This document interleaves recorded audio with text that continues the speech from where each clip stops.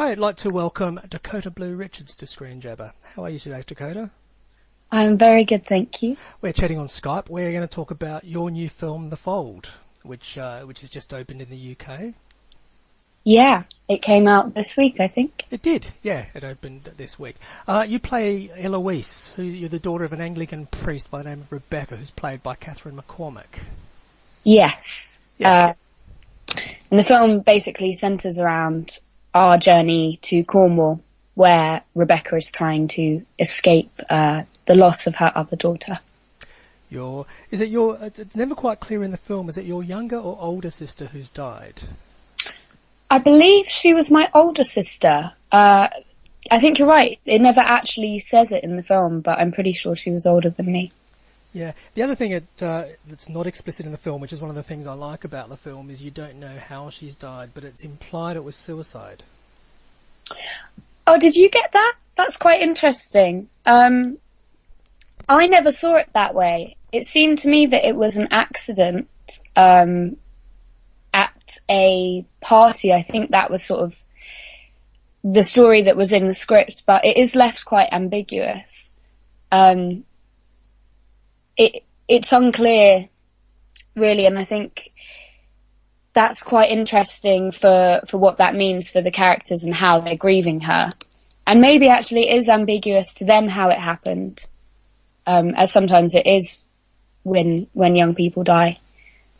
Yeah, I mean, the movie is an examination of grief and how it affects people differently, and the story really is how the grief of your sister's death affects you and your mother and your relationship. Yeah, and it affects us in very different ways, which is how the story develops, I guess. Yeah, what was it about the film that drew you to it?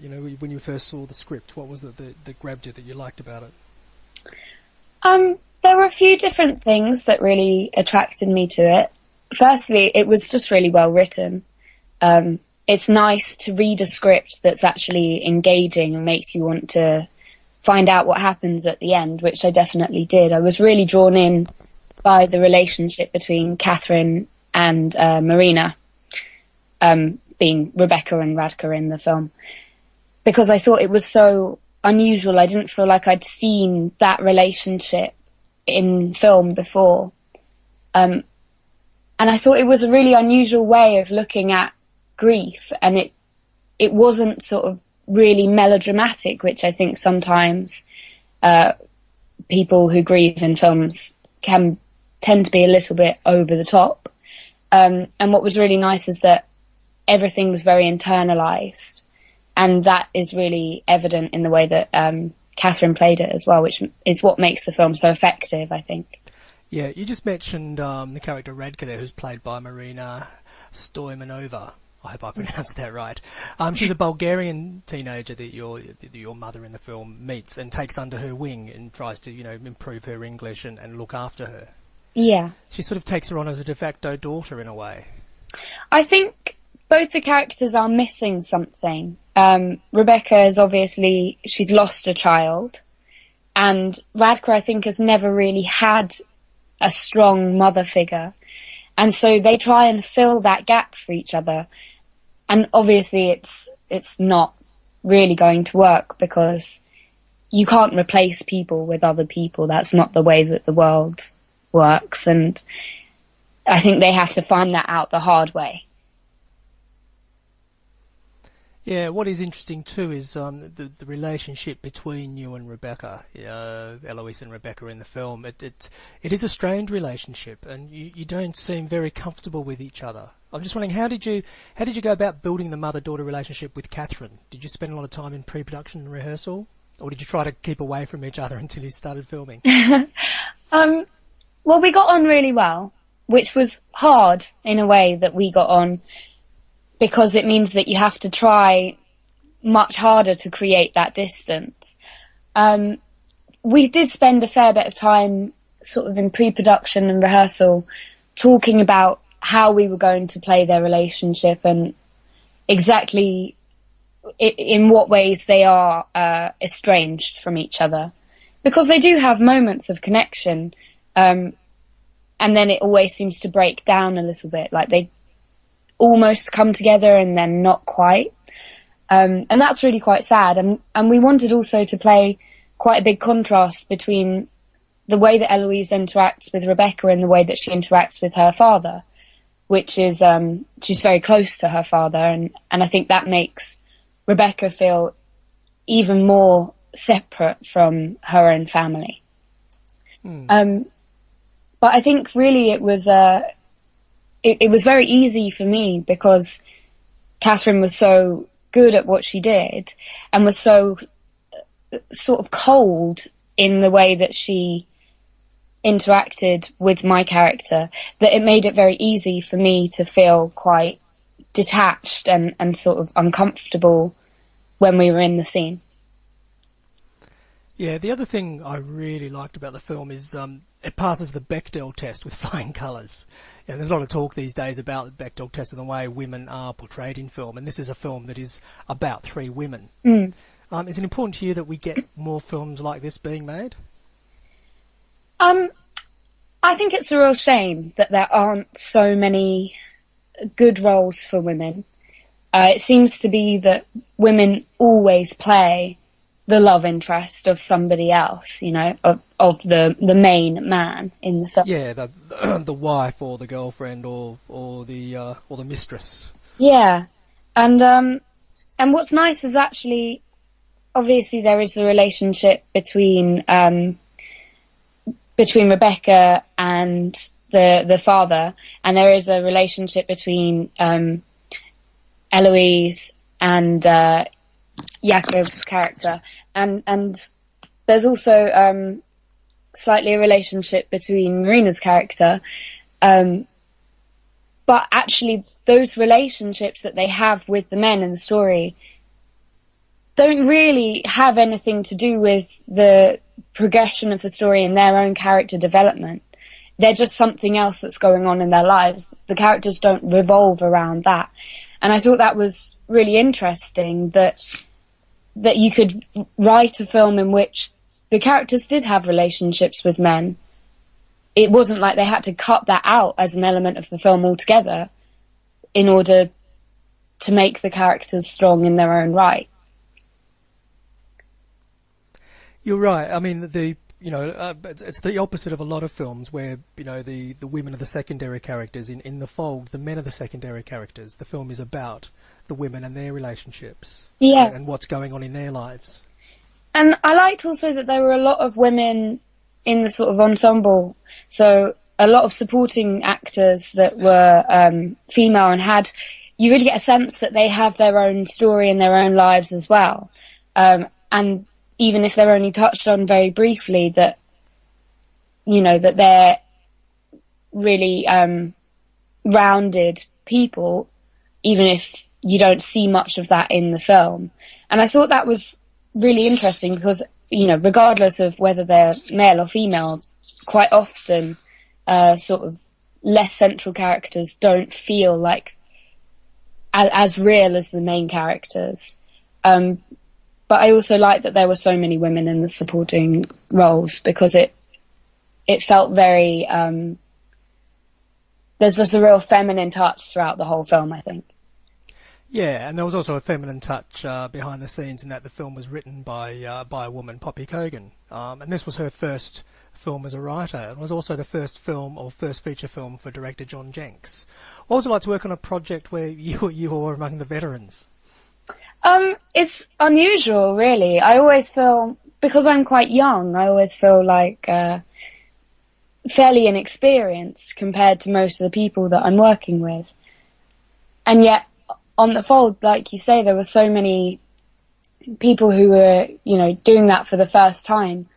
And I found it really refreshing, I think, because everybody was really passionate and nobody sort of felt you know, tired and as though they'd sort of been going through the motions of filmmaking for a long time.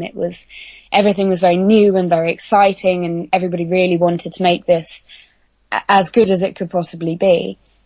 And it was really nice to be a part of that process, because that's not always the case, and it's sad when it's not. Yeah. In one scene of the film, you play the violin. Oh yeah. Is that actually you playing? Can you actually play the violin? No. Basically, if you can't see my face, assume it's not me. And that is true for the entire film, because at the time I also couldn't ride a bike, which I am a little bit... Typical Hollywood fakery. So, yeah, basically at any point in the film that you can't see my face, it's likely that it's not me.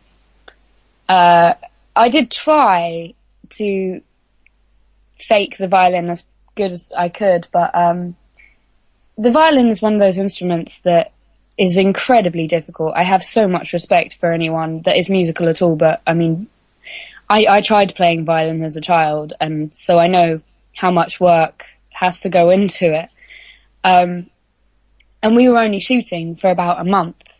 So in that time, it would have been absolutely impossible, I think, for anybody to have picked it up from scratch and been able to play it well enough to actually, you know, use what I had done in the film. So if you can see me in it, that's my best effort at faking it. It's very nice fakery. Thank you. Now, one question I always like to ask actors is when you sit back and watch the finished film, do you see yourself on screen or do you see the character? It's different depending on which thing it is. I found that with The Fold, I really felt like I was watching characters, and maybe that was because I wasn't in it as much. And so when I was watching the scenes with Catherine and Marina, for example, I hadn't seen any of those being filmed. I didn't have any preconceptions of what they would be like. So I felt very much like an audience member. And when my character sort of popped in and then popped out, it was easy for me to stay in the sort of audience mode and to watch it as if it was somebody else. When I feature much more heavily, then I get quite analytical of myself, and I do see myself rather than the character sometimes. But I think, and you probably get quite critical as well. Yeah. I know most actors, you know, who, when they see their performance, think, "Oh no, I could have done that better." Oh, definitely, yeah. It is hard watching yourself. In the same way that if you hear yourself on like a voicemail message, people are critical of that, and you know, nobody else even has to listen to that, really. Nobody cares. So when you're putting yourself out there for potentially the entire world to see, it's really quite daunting, and everybody wants to do well, and I think everybody is their own harshest critic. Yeah, I mean, it's the same when you write something. When I finish writing something, I'll look at it, and other people will say, "Oh, that reads really well," but I'll look at it and think, "No, I could do that better." You know, I suppose everything we do is the same. Exactly, yeah. And I think of myself as a bit of a perfectionist. So if I watch something and think, "Oh, that was a little bit dodgy," that really eats away at me for a long time. Yeah. Now, your career, you started quite young with the Golden Compass. You've worked in film. You've also worked in TV. You're probably best known there for Skins. Which is your preference going forward? Do you prefer TV? Do you prefer film? Which one would you like to really make a career in, do you think? I think I do like film because it's a much slower process. There's much less to get done, and you usually have a much longer period of time to do it in. And so that can be quite valuable as an actor, because you can spend a lot of time thinking about how you're going to approach certain elements of your character, and really building something that's quite rounded, which you don't always get a chance to do in TV. And also, it helps being able to see the entire story arc. When you get the script for a film, you see the beginning, the middle, and the end. You know exactly where your character's going to end up, and there might be some slight changes along the way. But usually it's fairly clear exactly what's going to happen. Whereas on TV, it's sometimes the episodes will change massively. Or, for example, in Skins, quite often we didn't even get our scenes until, half an hour sometimes before we were shooting them. Which means that it's very hard to make very strong character decisions.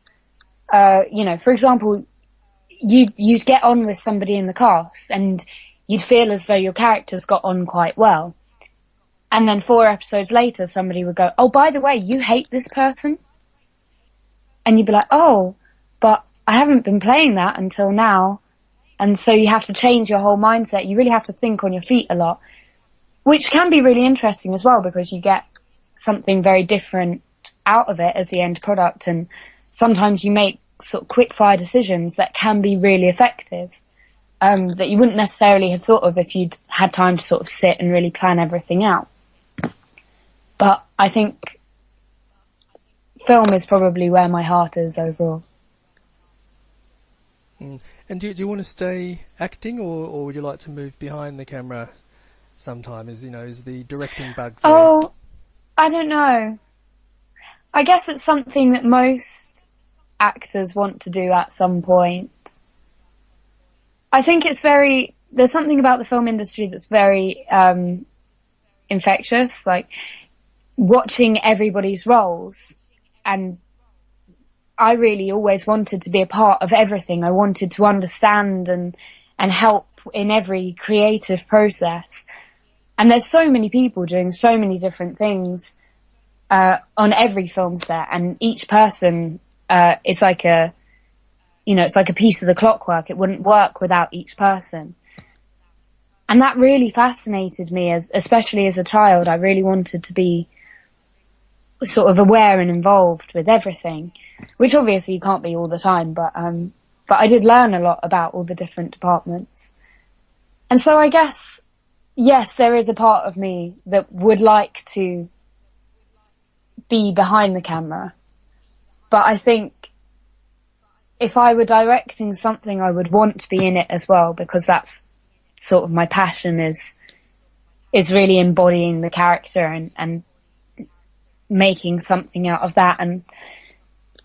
And although you are involved in the process of creating the character behind the scenes as a director, there's something about really walking in their shoes that is really very ingrained in me, I think. Yeah, I can understand that, but you're right. Most actors do eventually get bitten by the directing bug, don't they? And some go on to be very, very good directors. Look at Ben Affleck, for example.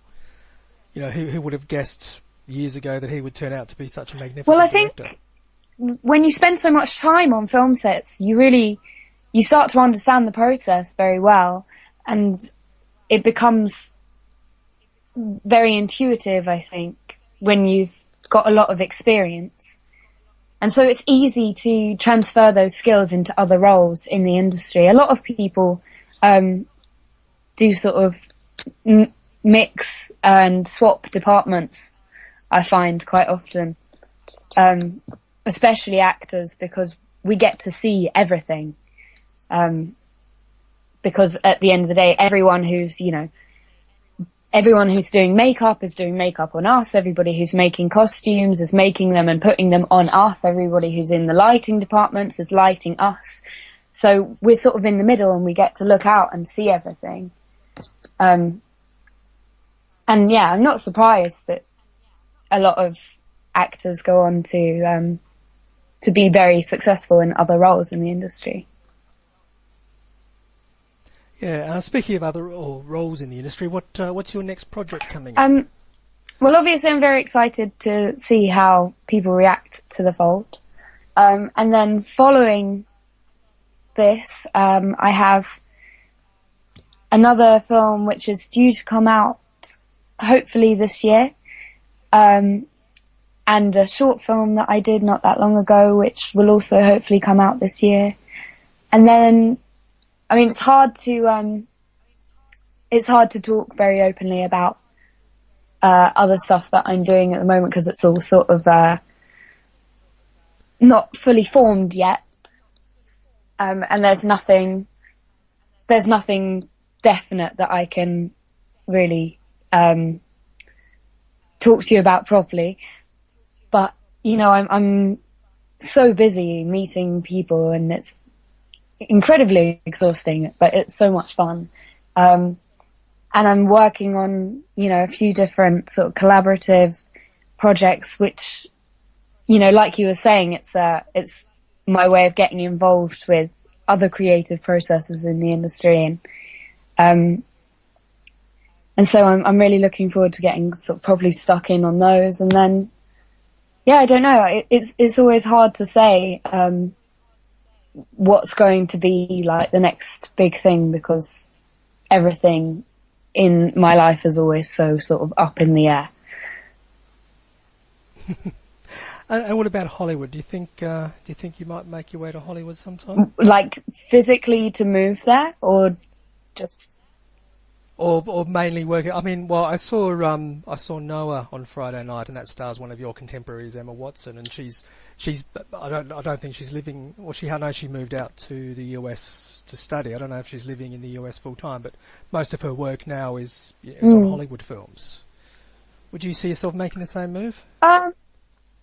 If the right roles came along? I think it all depends. To be honest, I'm not much. I've never really been the sort of person to pick my roles based on those sort of things. It's always been about the characters and the storylines, and if I'm really passionate about the project, it doesn't really matter to me whether it's a tiny independent British film or a massive Hollywood blockbuster. I see them equally in terms of my commitment to them and my passion for the project, so long as they're well written, I think, and there's good people on board. However, you know, that being said, this industry is a tough one to be in, and you know, if Hollywood will have me, I am not going to say no.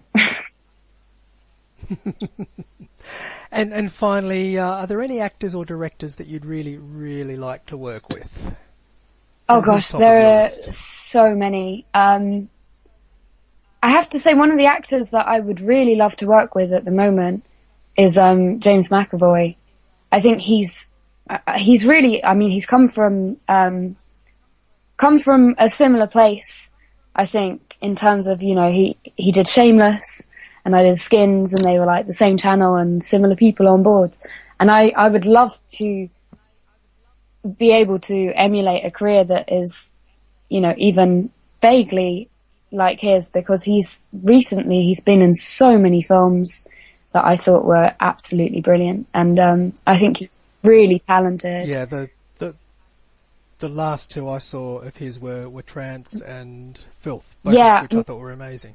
They both were like instantly in my sort of favourite films of recent years. I have a lot of respect for him. So he's somebody that I would really like to work with.